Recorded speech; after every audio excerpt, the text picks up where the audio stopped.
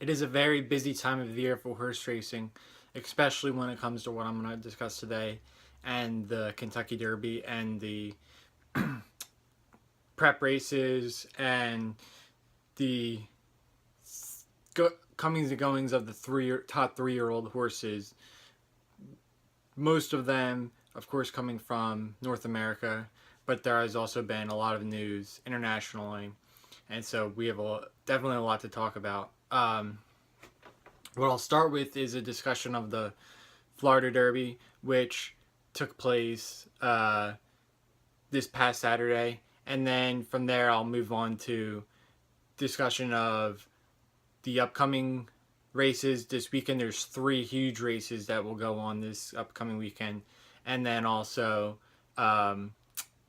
some of the other horse racing news from the past week and 2 weeks. Most of it about the Kentucky Derby, and some not necessarily um, about the Kentucky Derby.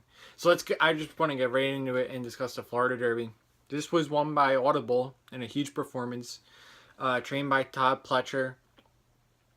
Um, and Audible had won the Holy Bull, and that was a race that I talked about a lot.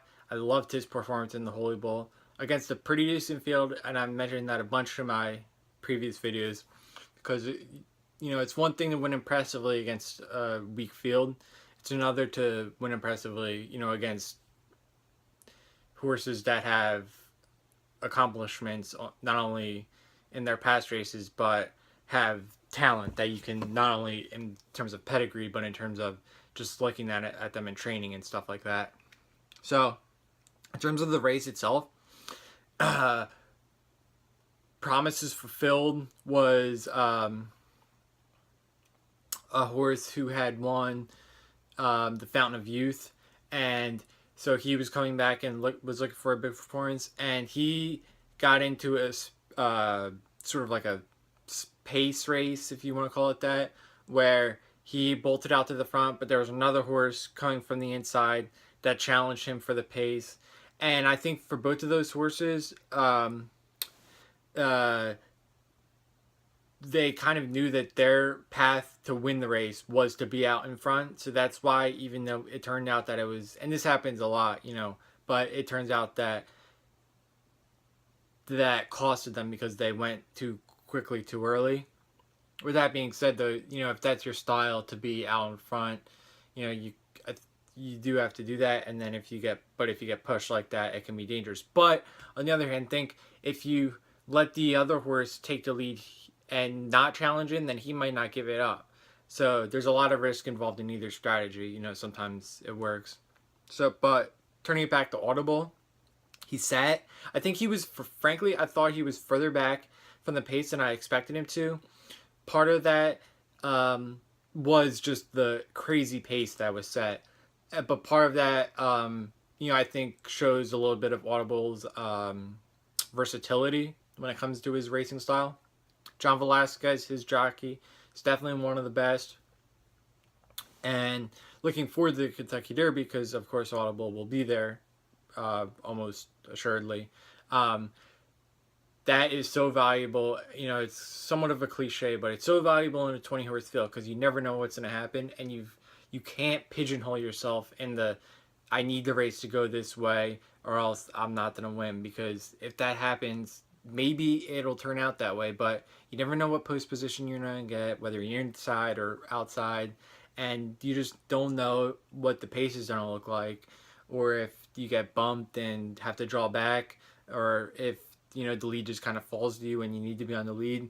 So that is definitely, I would say, a plus for Audible, that he showed that he can do that. Once the race kind of unfolded, he eventually did take that lead. And one thing I love about Audible, because he did this in the Holy Bowl and then he did it again in the Florida Derby, is it's one thing in the final stretch, like once you take the lead, to just hold on to the lead, and maybe another horse or two is gaining on you, but you hold them off. It's another thing to get the lead and then accelerate and either widen your lead or maintain it, but maintain it in a way where you're moving faster than you have the whole race, or where you're, if the race was, let's say, of one more furlong, or however, a quarter of a mile more, however long more the race is, that you would still win. In other words, the horses behind you aren't gaining on you. And that's something that I think Audible does really well, because he's done it a few times now. And like I've said before, this is against good competition. So I do want to, so Audible will be in the Kentucky Derby, barring something negative between now and then. And I think he's definitely, I don't know if he'll be the morning line favorite. Probably not. Maybe it depends on what happens in some of the other prep races. But I think he'll be right up there as like one of the top 3 or 4 picks, maybe. In any event, so just congratulations to him. He was a horse that I've been talking about a lot this spring, since really the early, I forget what, the Holy Bull was right at the beginning of February. So it's been a couple months now where we've been discussing Audible. And for him to come back and win that impressively, to be honest, I was really happy and excited, because that was something that I've been talking about a lot. So moving on to the rest of the Florida Derby field now, I do want to talk about some of these other races. Let's discuss Catholic Boy. So Catholic Boy was a horse that definitely, I know a lot of people liked, a lot of talent, and he did have, going back to last year, as a 2-year-old, he had some impressive performances. I think at the beginning of this year, a lot of people thought he might go into the Kentucky Derby as a favorite. His first start this year was the, I forget which one it was, but it was one of the earlier preps in the year, similar to what the Holy Bull is. And he didn't, he finished second, not a great performance. He finished second behind Flame Away, if I remember correctly. But it was the type of thing where I was like, that's not a great performance. We were expecting more out of him.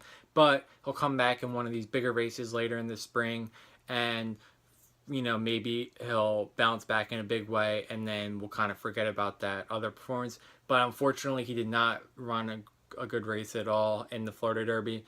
He finished 4th. So I'm not sure what his plans are now, because he won't be able to run in another race in order to gather points for the Derby unless he ran on a 2-week break. I have not seen the news on him. So I guess he could theoretically run in the Arkansas Derby next week, but that would be, I don't think that's going to happen. So I don't know. And again, he might just eke out enough points to get to the Derby. At this point, I'm not even sure that his team will want him to run in the Derby, because, he's just has twice run pretty poorly. And frankly, even though his earlier race, he finished second, I thought that was disappointing, but the Florida Derby was even worse for him. And it's disappointing because it was a horse that I liked, but that happens sometimes. But I think we'll see. Maybe they can figure something out, and he can come back for either the Preakness or the Belmont, or if not, a Triple Crown race.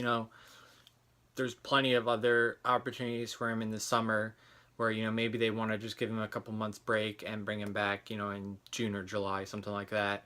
And maybe they want to switch it up to either give him shorter distances, or maybe go to a turf surface. That could be an option, because that he has run on the turf before.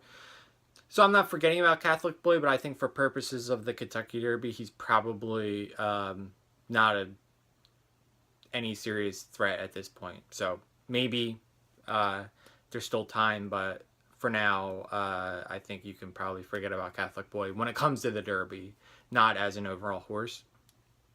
So now we do have to talk about the second place finisher from the Florida Derby, and this is a much more positive note, which is Hofburg. So Hofburg is trained by William Mott. And the crazy thing about Hofburg was, coming into the Florida Derby, he had run 2 races in his life. His first win came in his last race, but it wasn't in a significant race. It was just a small race. And from that performance, he generated a lot of talk, and I kind of bought into it too. And when I sort of looked into him, I started to like him more and more. I didn't think he was a super serious threat to win this race, the Florida Derby.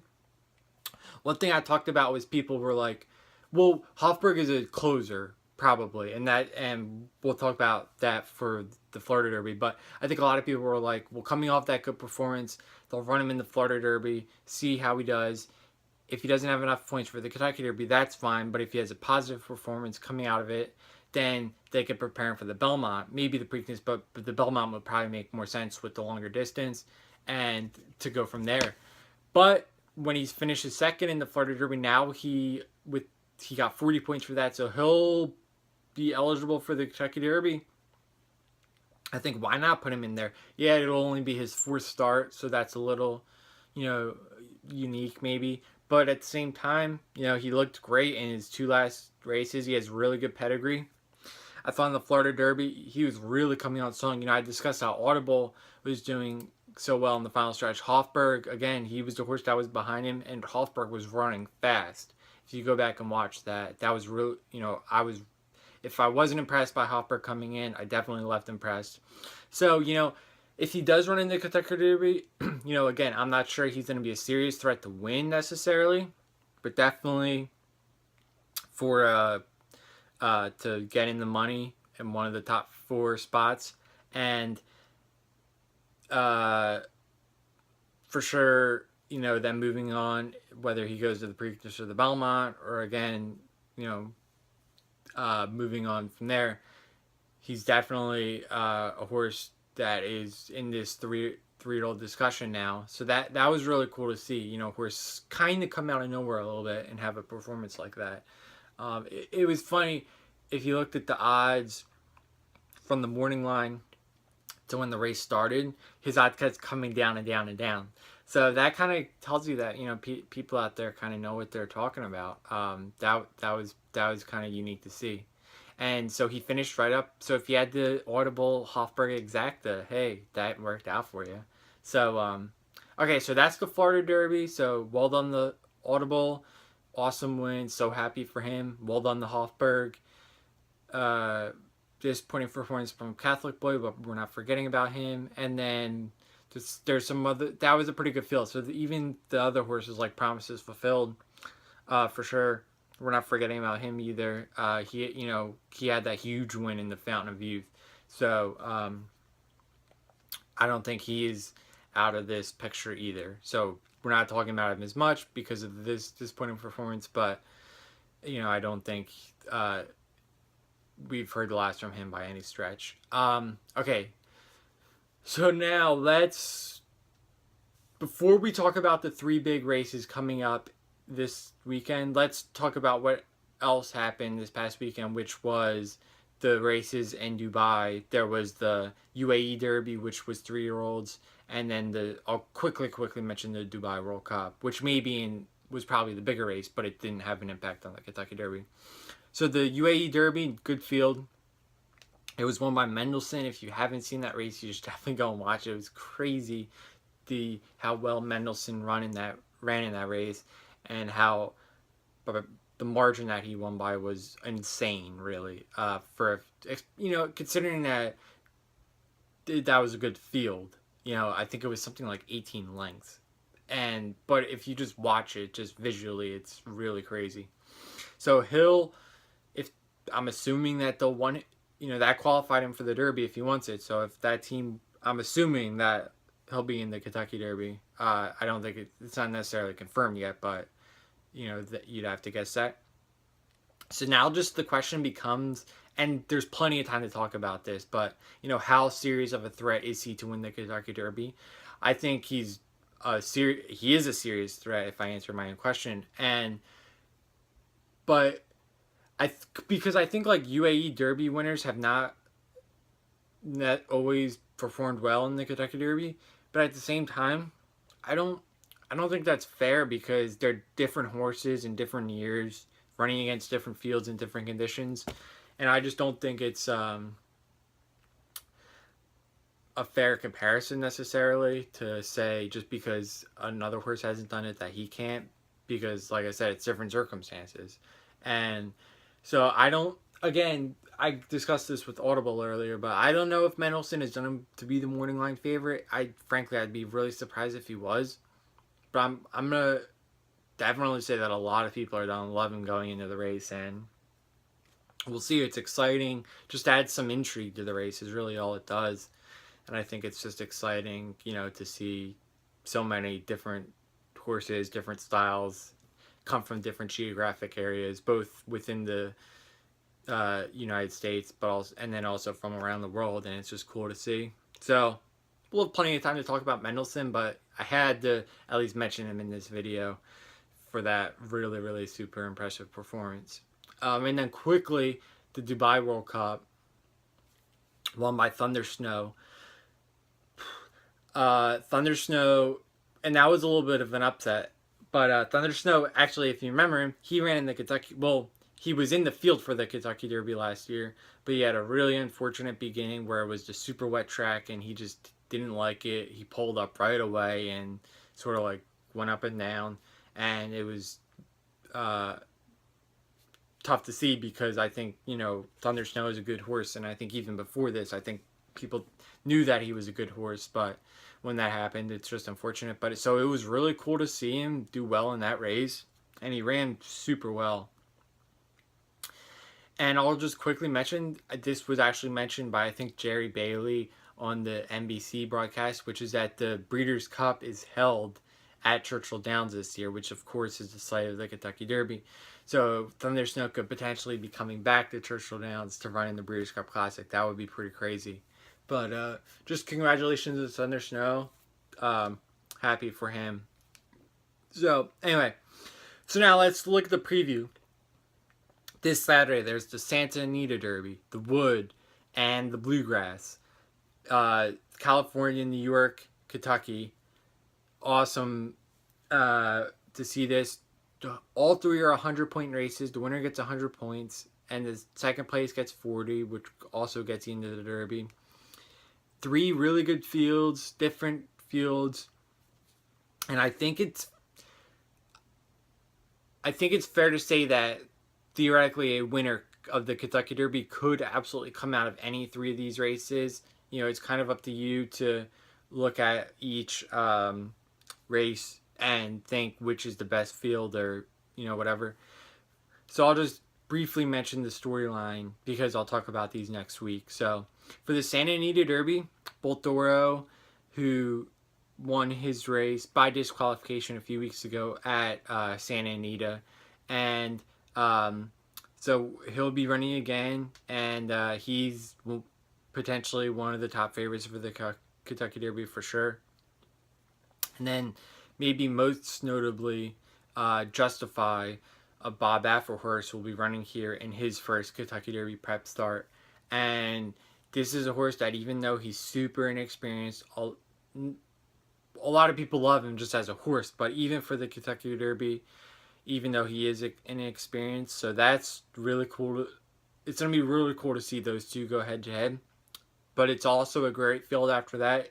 Potentially, I saw that Instilled Regard is going to be in there. Oh, and that's a horse that had a great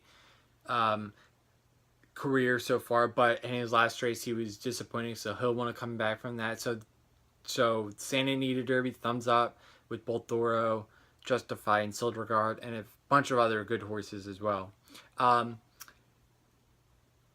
One, on a little bit of a sad note, McKenzie, who was one of the top 3-year-olds and another Bob Baffert horse, had an injury, and he's, for sure is going to miss the Santa Anita Derby. I haven't seen yet if he's ruled out for the Kentucky Derby, but if he is, that's sad because he was a great horse for sure, and so that kind of sucks to see. It's, it's a part of horse racing, but it really just unfortunate because he was definitely one of the top 3-year-olds, I think. So moving on to the Wood in New York, this is an interesting field. It's a pretty large field. Enticed is running here, who has had a little bit of an up and down career, but had a nice performance last time, and I think if he does well here, can put himself into the top tier, let's say, of the Derby. But there's a bunch of other horses that, I think if they run first or second and get into the Derby, it's exciting to see. We'll just kind of have to wait and see, though, because although it's a big field and a talented field, it's not necessarily huge names, at least going into the race. Maybe coming out of the race, that's when we'll kind of see. The Bluegrass. So moving on now to the Bluegrass, which is held in Kentucky. Not at Churchill Downs, though. But this is the I don't want to say return of Good Magic, but Good Magic, it's another race. He was the horse that won the Breeders' Cup Juvenile, but then he ran earlier this year in his return in his first 3-year-old start, and he disappointed a little bit in a third place finish. He doesn't necessarily need the points here to qualify for the Derby, but I think for a lot of people, they want to see him bounce back because, that was a disappointing performance last time for a horse that had a lot of hype. And so I'm going to have my eye on Good Magic. And again, this is another good field. For now, I'm just mentioning him, but another really solid field. And a cool race. The Bluegrass is always a fun race.